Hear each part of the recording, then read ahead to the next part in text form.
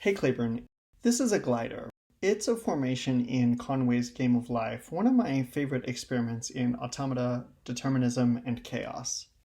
It's pretty simple on its face. Every individual cell has one of two states, dead or alive. But the way those states are determined for any one cell is the current state of the cells around it, called a neighborhood. The neighborhood determines if the individual cell lives by a few basic rules. Any live cell with 2 or 3 neighbors survives to the next turn. Any dead cell with 3 live neighbors becomes a live cell, and all other live cells die. This means that even though there are a lot of different configurations for an individual neighborhood, the state change is pretty simple to reduce. The challenge comes from the fact that all of the neighbors in a neighborhood have their own neighborhoods, which the calculated cell is a part of. This creates a feedback loop between the local neighborhood, but also creates the ability for distant neighborhoods to indirectly, over time, have an impact on any other given neighborhood, and that's chaos. However, there are a few configurations that are known to be static or oscillate, which leads to neighborhood stability, which in turn has an impact on the overall board, and vice versa. A board of oscillating neighborhoods is static and predictable, and is guaranteed to be sustainable. An oscillating or stable neighborhood can, however, be thrown back into chaos by the presence of other chaotic or uncontained neighborhoods.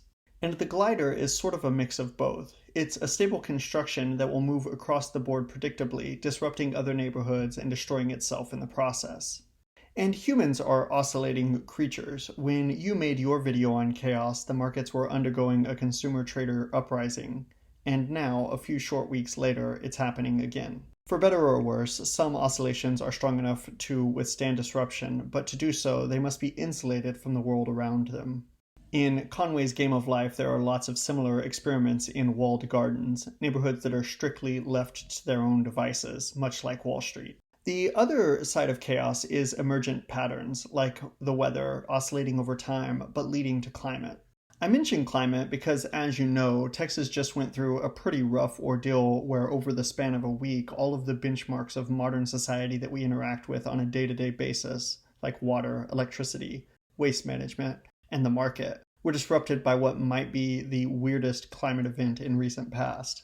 A glider, if you will, came down from the north, escaped the walled garden created by the jet stream, and impacted a large portion of North America. And I hope from this experience, Texas gained a valuable takeaway. Like in Conway's Game of Life, we have to rely on our neighbors for stability. Our neighborhood is only really dependably stable if we all are. Claiborne, I'll see you on Tuesday.